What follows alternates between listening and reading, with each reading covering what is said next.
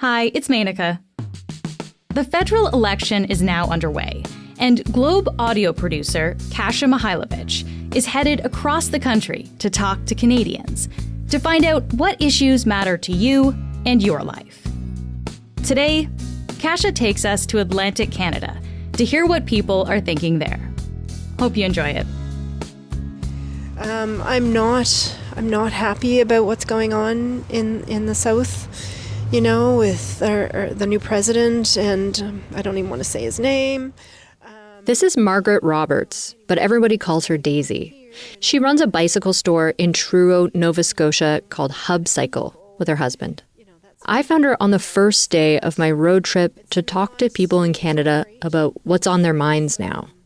It doesn't affect our business a whole lot because we do have a lot of Canadian suppliers and Canadian businesses, and they get directly offshore. Okay. So the tariffs from the U.S. aren't.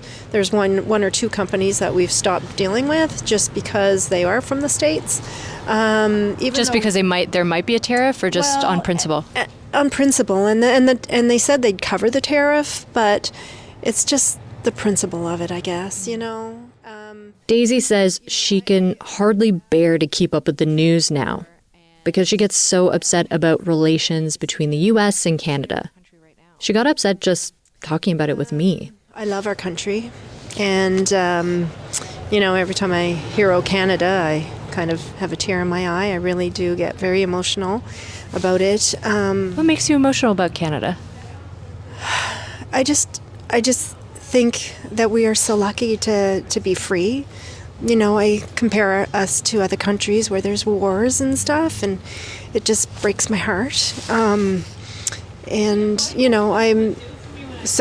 we stand on guard for thee, I'm extremely, I feel very blessed and thankful to be in a country such as Canada.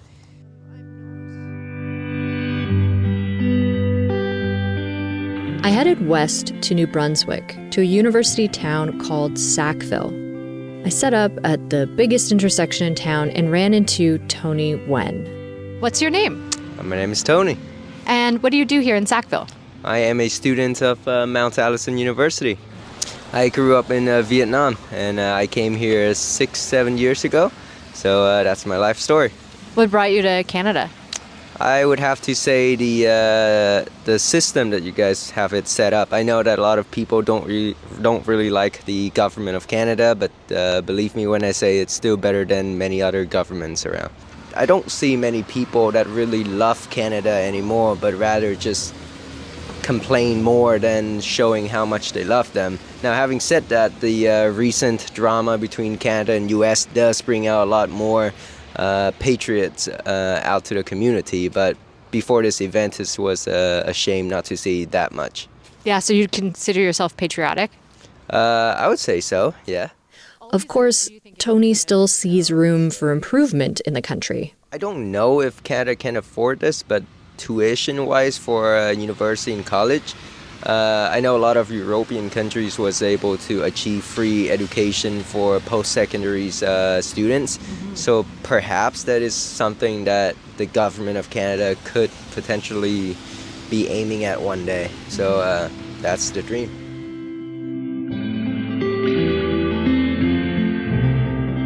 And then about an hour's drive west is the village of Petitcodiac.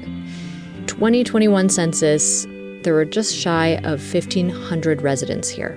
Can you say it so I say it right? Petitcodiac. Okay, the emphasis at the end. And people from Petitcodiac, they're called? Petitcodiacers. People told me here, and in Sackville, and in Truro, that plenty of people from the bigger cities or Ontario or even abroad were moving here. They say they're drawn to the cheaper living costs and a different quality of life. The best part of here is community. Dan Pollock is a retired industrial arts school teacher. He was the principal, and I found out later from someone else, the former mayor. Well, I can give you an example. We just had a fundraiser a week ago for a young man. He's stricken with cancer. He's in bad shape. Mm-hmm. Anyway, the community raised almost $50,000 for him. And that's not a isolated incident. The community raises money all the time for a lot of different causes. They really support everybody that's in need. I met several people in this small village who seemed to volunteer a lot of their time. Okay, ready? Yes. So could you introduce yourself? What's your name and what do you do? My name is Catherine Drury. I'm director for the local community museum, the former War Museum. I'm also a member of the Maple Park Committee, the Garden Club, several other local organizations I take part in. I like to do a history walk every year in the community and provide information about our past. Wow, you're busy. Very busy. Do you also work, or that's your job? I work part-time. I'm old enough to be retired. Congratulations. Thank you. But I find it's very difficult to make ends meet on just a limited senior's pension and CPP. It's almost impossible to pay all of your bills and then have money left over at the end of the month to buy groceries. So is that why you have a part-time job? That's why I have a part-time job. I asked Kathy why she was so involved in causes like making the local park more accessible to walkers and wheelchairs. With seniors, one of the main things is loneliness. If you stay home, you don't go out anywhere because you physically can't, then it makes you depressed. And you have to have an outlet of some kind. So even providing for some people that don't like crowds, that don't like to be around, they might take their dog for a walk up at Maple Park. They know there's trails up there that they can walk that are accessible. There's various areas in the community where they can go on the sidewalks. They're out, they see people. And everyone experiences that. Oh, I'm having a really down day. I think maybe I'll just go outside for a little while. I can't walk. I can't go very far, but I can go and I can talk to people. And that's a huge, huge bonus. Yeah. Do you live with anybody? No. Do you know anybody? Down the road from where I was talking to Kathy is a place called Spot. It's a secondhand store in the front with clothes and teacups and VHS tapes and so many cookbooks. That supports the food bank in the back.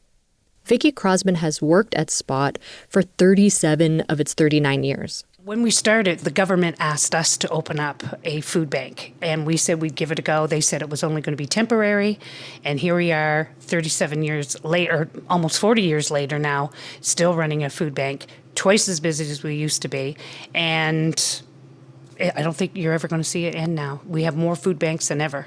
And when you said the government thought it would be temporary, the existence of food banks, do you know why they thought it was temporary? Well, because it was... They saw the need, but the government back then didn't want to be bothered with it. They thought if they put it out to somebody else, let them look after it. We'll give you the money to start it. Now, here at Spot, I can't speak for any other food bank, but here at Spot, we have no government funding whatsoever. We're on our own. We pay for everything. How? We pay because we have the store, the secondhand store that people are so graciously donating to on a daily basis. And without them, we wouldn't. So that money that we generate out front comes back into the food bank. Plus, we get tons of donations. The support that we get from these communities is unbelievable. I can't say enough about the community. I love this community. I've raised my children here. My kids got clothes from here. Vicki also said that it's really hard to reach everyone in the community that might need help with food. There is still this stigma against being seen going to the food bank, especially in a town where everybody knows everybody. Another problem is there's no taxi or public transit in the region. What's the most rewarding part of this work for you? To see kids come in off a hockey team and little pickers and say, we collected food for you for the food bank, and see their smiling faces and know that, they're helping somebody, that makes it all worthwhile for me. Yeah. And to see somebody come from using the food bank to not using it anymore and bringing it back. Say, You've seen that? Yes, you've given it to me. Now it's my turn to give back to you guys. So they're donating now. And we helped them maybe 20 years ago when they needed it, and they're giving back now.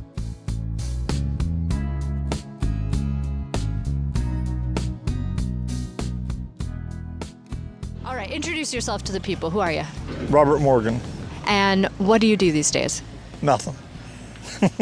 I'm assuming you're retired. As little as possible. Okay. What did you do for work? I used to be what was a fancy name for it was a professional relocation engineer, What is that?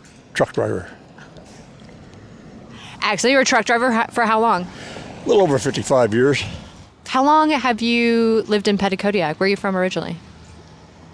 Well, I was born in the Eastern Shore, Nova Scotia, but I don't know, I've been in New Brunswick since, I guess 69, I guess. What brought you here? Ran out of money going home. And this is where I ended up, and I've never got any further east. It's quiet, it's peaceful, and they take excellent care of their streets and sidewalks, which I really love. And everything's, well, I live over here, but everything's in walking distance, everything. What's something that you would like to see, like you think like could change for the better here? More housing for the seniors. Is that a problem here? Oh yeah, it's a big time. Big problem everywhere you go, but like, yeah, they're here, you just can't get in anywhere. So you have to take and rent the average place, which takes care of half of my pension, right, bang, gone. Some of the senior housings won't even answer my phone calls or return my phone calls or nothing. And I'm on the New Brunswick list, but I've been over there for 4 years, and they only just send me a little letter once a year to find if I'm still living or not. They were going to give this $250 check this spring to people from working class that earned at anything, I don't know, bottom of the 20s to $150,000 a year. I didn't qualify, even though I got to live on less than $20,000 a year. What Robert's talking about here is the Working Canadians rebate, which is from the federal government and would go to any working Canadians with an income of less than $150,000 a year. There was a proposal to expand this benefit to people with disabilities and retirees. But now the whole thing is up in the air with the election campaign underway. For the next few weeks, Kasia will be traveling across Canada as part of the Globe's East to West project. If you'd like her to visit your town, send us a note at thedecibel@globeandmail.com. That's it for today. I'm Menaka Raman-Wilms. This episode was reported and produced by Kasia Mychajlowyzc. It was edited and mixed by David Crosby. Thanks so much for listening, and I'll talk to you soon.